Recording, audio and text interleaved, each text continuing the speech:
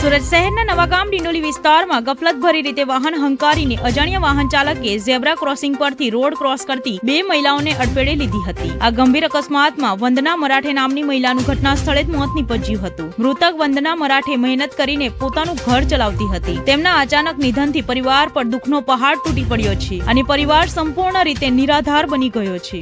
मैं नितिन भाई मराठे, ये हमारी मासी थी मरने वाली। ये इनके यहाँ मेरी माँ आई थी, तो वो खाना वगैरह खा के दूसरे मासी के घर पे आ रहे थे।